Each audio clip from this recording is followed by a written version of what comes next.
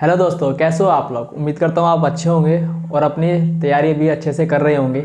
अगर आप इस चैनल पर नए हो तो मैं पहले अपने बारे में कुछ बता दूं कि मेरा नाम है संजीव और मैं भी आपकी ही तरह एसएससी एग्ज़ाम्स की तैयारी कर रहा हूँ, जैसे कि सीजीएल, सीएचएसएल। मेरा मेन फोकस सीजीएल पर है और सीएचएसएल पर है। हम बात करेंगे यहाँ पे सीएचएसएल की। उससे पहले मैं आपके बारे में बता दूं कि आपको मेरी सुननी क्यों चाहिए और ये चैनल आपके लिए क्यों ज़रूरी है, वो मैं आपको बता दूँ। और मेरे लगभग सबके प्री मेरे क्वालिफाई हो गए हैं और आप भी जानते हैं कि 150 प्लस कट ऑफ रही है। और मैं अपने मार्क्स आपको बता देता हूँ। तो मेरे ये सीएचएसएल 2022 के मार्क्स हैं, आप देख सकते हैं। रो मेरे 162 थे जो नॉर्मलाइज होकर 172 हो गए हैं, ठीक है। और आप भी देख सकते हैं कि मेरे यहाँ पे मैथ्स में 50 आउट ऑफ 50 हैं। अगर हम बात करें सीएचएसएल 2023 में मेरे मार्क्स हैं 50 आउट ऑफ 50 रीजनिंग में और मैथ्स में 47.5 है। और एक सिली मिस्टेक हो गई थी, नहीं तो 50 आउट ऑफ 50 ही रहते मेरे यहाँ पे इसमें। तो मेरे आप देख सकते हैं 169.5 मार्क्स हैं मेरे रो स्कोर है। और ये नॉर्मलाइज होकर थोड़ा सा घट गया, 1 नंबर घट गया, क्योंकि थोड़ी सी आसान शिफ्ट बताई गई औरों के मुताबिक। पर हमें क्या है भाई, हमारी तैयारी अच्छी थी तो इस वजह से हमारे इतने अच्छा रो स्कोर आ गया। अगर रो स्कोर कम होता तो और ज़्यादा कम हो जाते, तो अपने को तो ज़्यादा फर्क नहीं पड़ा। हम बात करते हैं, अगर आप बात करें सीजीएल 2023 के प्री में मेरे मार्क्स 157 है, आप देख सकते हैं। इस टाइम पे मैं मेंस की तैयारी कर रहा था, इसलिए मैंने मॉक्स लगाना छोड़ दिया था। जो गलती आपको नहीं करनी है वो मैं करने नहीं दूंगा, ठीक है। तो मॉक आपको लगाते रहने हैं प्री के, क्योंकि प्री की स्पीड ही जरूरत पड़ेगी आपको। मेंस में वही काम आनी है जो प्री से आप स्पीड गैदर करोगे ना, क्वेश्चन सॉल्व करने की स्पीड, क्वेश्चन को जल्दी पढ़ने की स्पीड, वही आपको मेंस में फतेह हासिल करवाएगी। वही गलती मैंने करी कि मैं मेंस की तैयारी करता रह गया और मैंने प्री की तैयारी नहीं करी। प्री हल्के से क्वालिफाई हो गया, लेकिन मैं मेंस में उसी स्पीड की वजह से मैंने मात खाई, ठीक है। बट लेकिन ये मैंने, आप देख सकते हैं 172 तो आसान तो नहीं रहा होगा। मैंने 50 आउट ऑफ 50 मैंने मैथ्स में स्कोर कराया, तो उस टाइम मेरी डिसेंट स्पीड थी। तो स्पीड कैसे बना सकते हैं वो भी मैं आपको यहाँ पे बताऊंगा, ठीक है। और ये मार्क्स हो गए या फिर मैंने अपना स्कोर कार्ड हो गया, ये मैंने आपको शेयर इसलिए किया है ताकि आपको एक ट्रस्ट डेवलप हो कि भाई जिस बंदे की हम बात सुन रहे हैं एटलीस्ट वो बंदा जेन्युइन तो है। तो अब बात करते हैं कि हम बात करेंगे इस वीडियो में कि सीएचएसएल 2024 की आप तैयारी कैसे कर सकते हैं। मैं इस वीडियो में आपको बताऊंगा मैथ्स और रीजनिंग की प्रिपरेशन की कैसे कर सकते हैं। तो वीडियो बहुत ज़्यादा बड़ी हो जाएगी और इंग्लिश और जीके की वीडियो हम नेक्स्ट वीडियो में लेके आएंगे, ठीक है। तो हम बात करते हैं मैथ्स की। मैथ्स की आपको कौन सी कोचिंग, कौन सी बुक्स, क्या चीज़ें इस्तेमाल करनी है, आप लाइन बारी से सुन लीजिए, उनको लिख लीजिए। और मेरे हिसाब से ये वो चीज़ें हैं जो मैंने अपने ऊपर काम करी है और मैं आपको बता रहा हूँ। अगर आप उस तरह से आप करते चले गए तो आपका 100% गारंटी के साथ ये वाला एग्ज़ाम क्लियर होने वाला है। और हम दोनों एक साथ ही अपने घर वालों को मिठाई खिलाएंगे। और मेरे साथ अगर मैंने अभी फिलहाल सीजीएल 2024 के लिए तैयारी कर रहा हूँ, क्योंकि मेरा सीजीएल 2023 में थोड़े से मेंस में ब्लंडर हो गए हैं, तो उनको सुधारने के लिए मैं भी लगातार मैंने ये वीडियो इसलिए बनाई है। इसके बाद मैं सीजीएल 2024 की भी लेके आऊँगा कि मैं किस तरह से तैयारी कर रहा हूँ। क्योंकि मैं अगर मेंस में अपने मार्क्स बताऊँ तो मेरे मेंस में मार्क्स है 295 आउट ऑफ 390। तो मतलब ये जॉब के लिए अच्छा स्कोर नहीं है, मैं जानता हूँ। पर हाँ, आप जानते हैं अगर आप तैयारी कर रहे हैं तो आपको पता होगा ये अच्छा स्कोर है, डिसेंट स्कोर है। अब थोड़ा पेपर थोड़ा सा ट्रिकी आ गया था मैथ्स का, मैंने मैथ्स से शुरू करा था तो वो चीज़ें मेरे को परेशानी वहाँ पे एग्जाम में हो गई। चलो बात करते हैं मैथ्स की स्ट्रैटेजी की। तो मैथ्स की स्ट्रैटेजी तीन चीज़ों पर डिपेंड करती है। पहला कि आपकी स्पीड कैसी है, मतलब आपकी कैलकुलेशन कैसी है। दूसरा, आपका सिलेबस कंप्लीट है या नहीं। तीसरा, आपने प्रैक्टिस कितनी करी है। तो मैं इनको बता दूं तो पहले चरण में आपको पहले स्टेप पे क्या करना है, आपको कैलकुलेशन पे, मतलब ये तीनों के तीनों चीज़ें आपको साथ में काम करनी है। पहला काम आपको स्पीड डेवलप करनी है। दूसरा काम आपको साथ के साथ अपना सिलेबस कंप्लीट करना है। जब सिलेबस कंप्लीट हो जाएगा और जब आपकी स्पीड डेवलप हो जाएगी तब आप प्रैक्टिस पे ज़्यादा ध्यान देंगे, ना कि वीडियोस पर। क्योंकि सेल्फ स्टडी ही आपके काम आएगी जब आप एग्ज़ाम देने बैठोगे एग्ज़ाम हॉल में, तो वहाँ पे आपने जो सीखा, जो अपने इस पेन से जो आपने कॉपी पे लिख के आपने करा, वही वहाँ पे काम आने वाला है, ठीक है।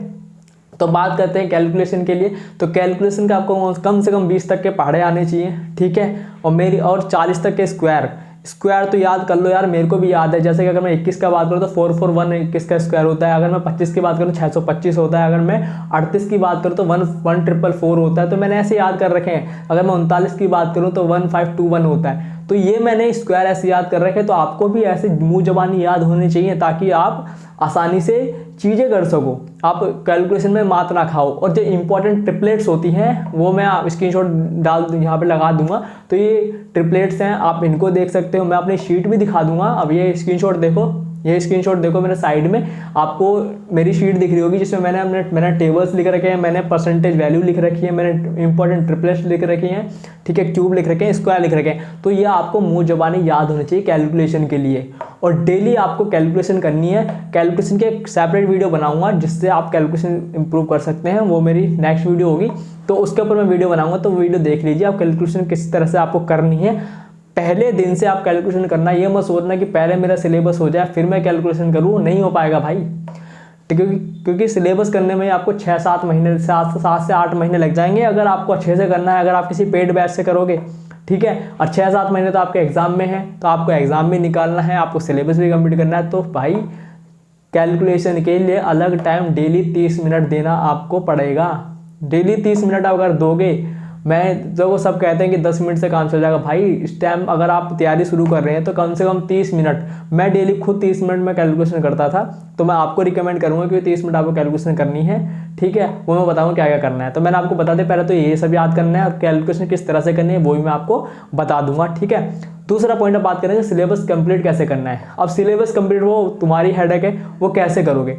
पहला, आप किताबों से कर सकते हो, किताबों से कर सकते हो। दूसरा, किसी कोचिंग की मदद ले सकते हो, तो कोचिंग में टाइम लग जाएगा।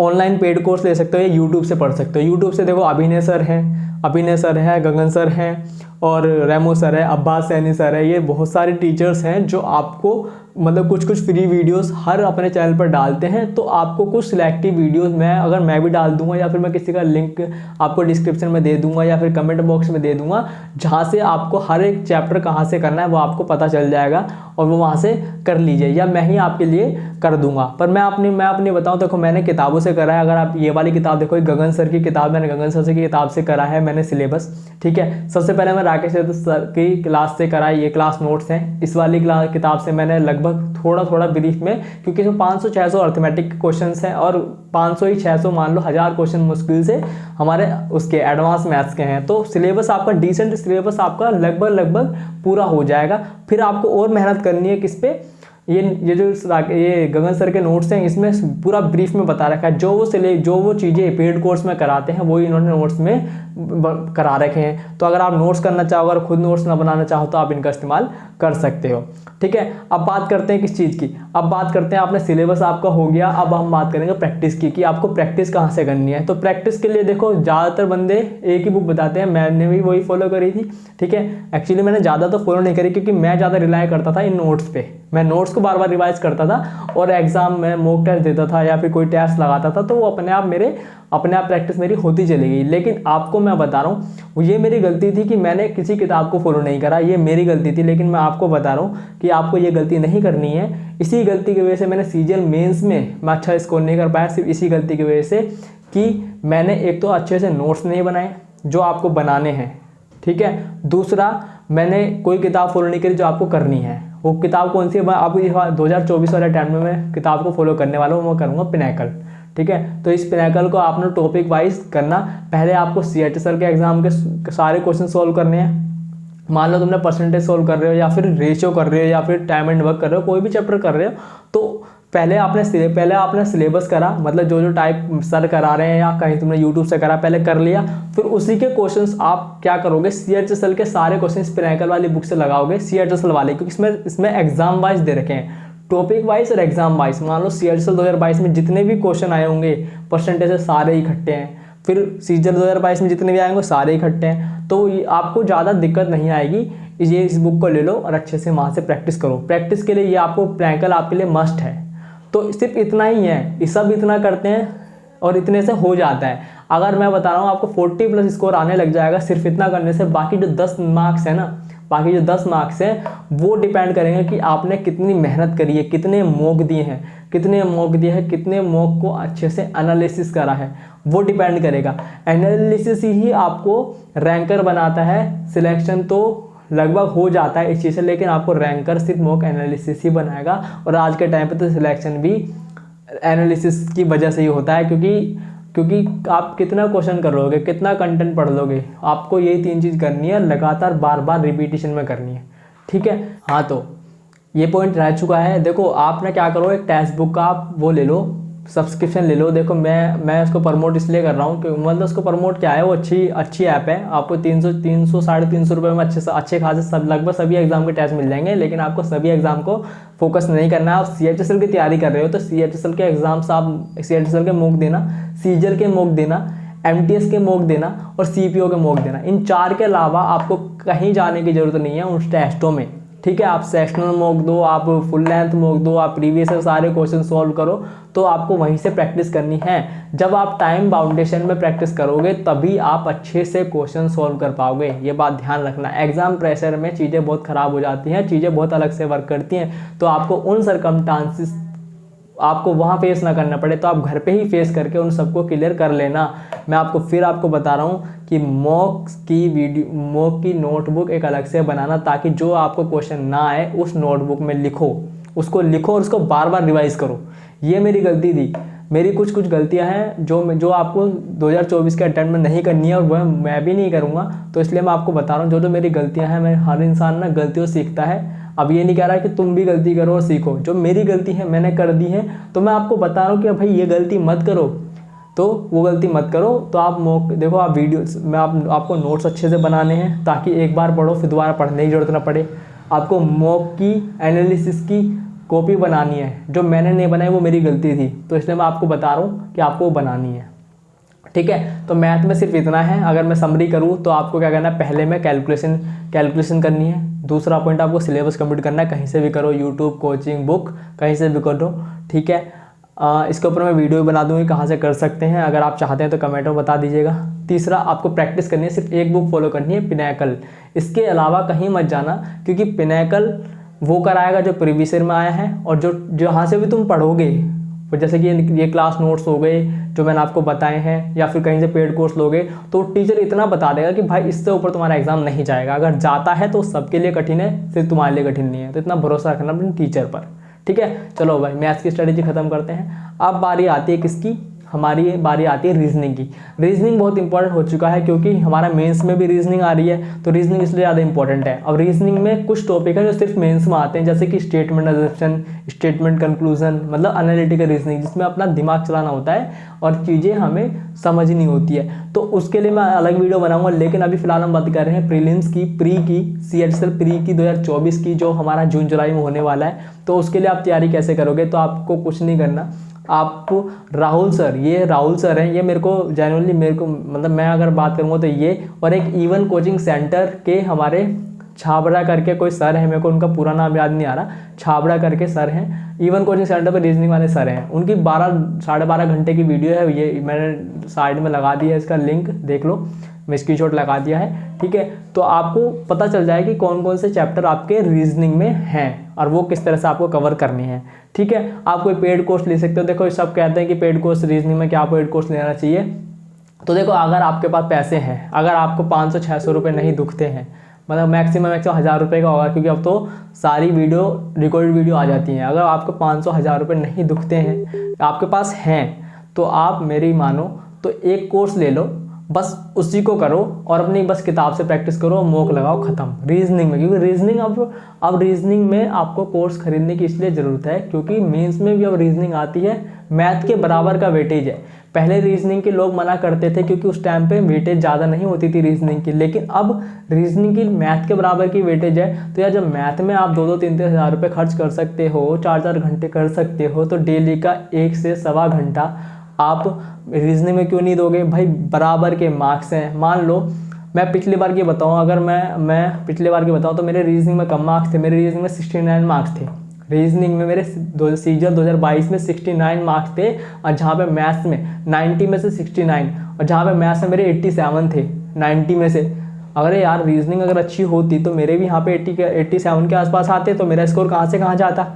तो रीजनिंग को हल्के में मत लेना। जो भी सोच रहा है ना रीजनिंग हल्की है, भाई एग्जाम दे के आना, पता चल जाएगा कि रीजनिंग हल्की आ रही है कैसी आ रही है। तो इसलिए कह रहा हूँ कि आप अगर कोर्स ले सकते हो, अगर आप देखो पैसे हैं, पैसे की दिक्कत नहीं है, तो आप जरूर कोर्स ले लो, ठीक है। अगर आपको लगता है कि मैं सही गाइडेंस दूंगा तो आप ज़रूर कोर्स को ज़रूर ले लेना। मुझे नहीं पता कौन से टीचर का लोगे, ठीक है, वो आप देख लेना, लेकिन आप कोर्स लेना, ठीक है।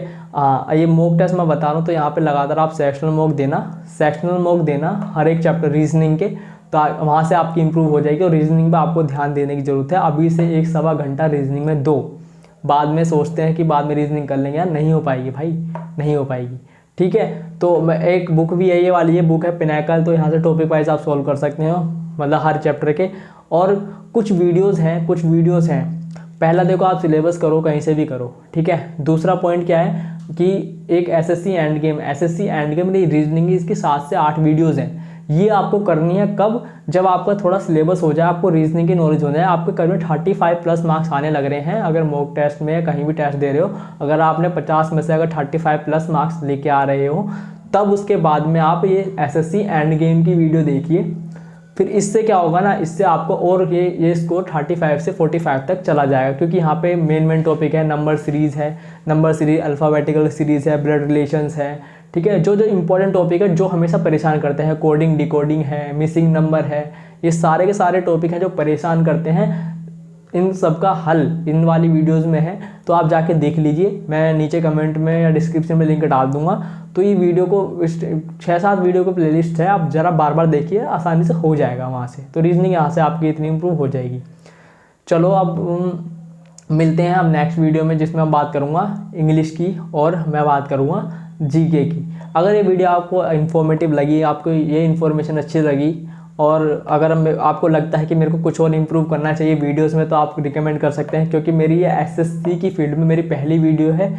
और मैं चाहता हूँ कि मेरी गलतियों से आप सीखो, क्योंकि मैं आने वाले टाइम में अपनी सारी गलतियाँ आपके सामने बता दूंगा, ताकि उस एग्ज़ाम में जब आप एग्ज़ाम देने बैठो तो आपसे वो गलतियाँ ना हो। अगर आप मेरी स्टोरी सुनना चाहते हैं कि CGL 2023 मेरा क्यों नहीं निकला, मैं बता रहा हूँ, मेरे 295 आउट ऑफ 390 स्कोर है, मेरा 295 है 390 में से। और ये अच्छा स्कोर क्यों नहीं है, क्योंकि मेरे 7 से 8 क्वेश्चन मेरे ऐसे गलत हुए हैं। अगर आपकी तैयारी बिल्कुल नहीं है ना, अगर आप भी आंख बंद करके उन्हें करोगे, तब भी आप उन्हें कर दोगे, क्योंकि मैं वो क्वेश्चंस गलत करके आया हूँ जो एग्ज़ाम में, मैं बता रहा हूँ, अगर मैं आंख बंद करके करता ना तो वो सही करता था, लेकिन एग्ज़ाम प्रेशर में मैं नहीं कर पाया।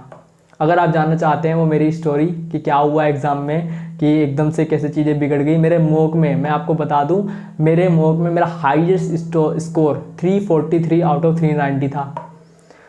343 आउट ऑफ 390, तो मेरा हाईएस्ट स्कोर में मॉक में था। और मेरा एवरेज स्कोर मेरा 315 से 320 के बीच में मेरा एवरेज स्कोर रहता था हमेशा मॉक में, मेंस 2023 से पहले।